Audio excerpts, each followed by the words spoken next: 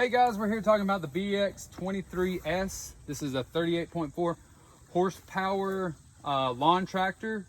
It's got the LA 340 Kubota quick arms with the quick attach bucket like the skid steer. Just walking up front of this thing, it looks bad. It's a cool looking little machine. It's great for yard work, small gardens, just DIY around the house projects. Looking at the bucket, you got your quick detach and attach bucket like a skid steer. You'll open them up, which is pulling up, tilt your bucket down and back out from under it and you're done. You can put forks, or these things have a great grapple bucket attachment option. Moving on back, you can see the BX brush guard on the front in case something gets past your bucket. You can protect the front end, which is all plastic, with this little brush guard. To get into your engine compartment, you're going to pop this thing forward, push down on your hood, and there's a little latch right here. Pull out on the latch, open up, and you're in the engine compartment. Just overall looking at the front end of this thing, it's built very well for its size and its price range.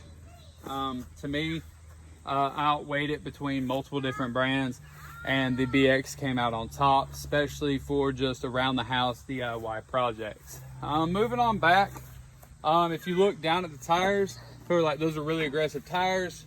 To be honest, they are a little bit more aggressive than the turf tires you can get, but they're not. You're not going to tear up your yard unless it is just soaking wet, and then with any tire you're going to do that anyways. So moving on back, looking at your instrument panel, you've got your fuel gauge, which this tractor takes diesel because it is a diesel engine. You've got your RPMs here, which is your loader, backhoe, and PTO at 540 like always. Turn it on. You can see this one's at 0.7 hours. This is a brand new machine. And then your temperature gauge. Looking at it, your throttle control right here. Bunny rabbit means fast, turtle means slow. You've got your tilt for your steering column. This really comes in handy when you go to move your seat for your backhoe. You've got your light controls. You've got high beam, low beam, off. Your emergency blinkers, your left hand blinker, and your right hand blinker. Moving on to the deck. The deck is a really flat surface compared to most tractors. They do it for easy on and easy off because this is more of a yard tractor instead of on it bush hogging or plowing all day. When you're looking at it, you've got your forward drive, your reverse drive, parking brake. You have your parking brake emblem here. Your brake pedal is to the left of the driver. When you push it down, you'll hear that pop. Your parking brake is released. To set the parking brake, push down.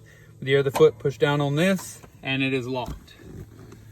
Moving to the right side of the driver, your tallest joystick here works your bucket. We'll go over the functionality and how this machine operates and how good and useful we think it will be around a small farm or just in stables or somebody's small garden or something around the yard, just doing flower beds and such. But moving on, you got your high gear drive, which will make the tractor forward and reverse run faster. I think the top speed of this thing is about 8 miles an hour. And then you got your turtle, which is slower moving, so you're more precise. You're not running at a higher gear and you're just putting along. You got your two-wheel drive and your four-wheel drive. You can see there's a little gap right here. That means it's unlocked, so that means two-wheel drive. Here it's a solid square, that means it's locked. Moving over, the seat has play in it. We'll go into that when we talk about the backhoe attachment. I think the seat is very plush, very well built. To me, it's got more cushion than my 70 horse tractor sitting over there. Moving to the left hand side of the driver, we've got your PTO on and PTO off. And then you've got your rear PTO, over center PTO, and rear PTO, and then just center PTO. This is these two right here. This comes with a mower deck attachment. You can get up to I think the most popular model is a 60-inch cut. And also, if you drop your backhoe, you can get little tillers, scrape blades, a bunch of 3-point hitch attachments. But moving on, when you want to operate your backhoe, go ahead and set your parking brake, put your bucket down. It's just another little safety feature. Get your RPMs up to backhoe loader range.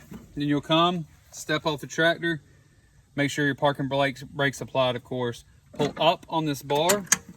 It'll come backwards, pull up a little bit. Swivel this guy around. And you're gonna push all the way back. You'll hear it lock. It's a good, nice lock, solid lock. Looking back, you can see that they widen the rollover guard.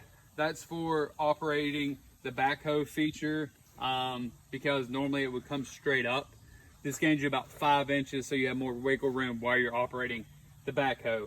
Moving in to the back of this, all your PTO operations and stuff are under you, so that means your hydraulics are under you.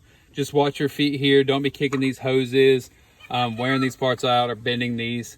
To operate your backhoe, these are your kickstands or your outrigger levers.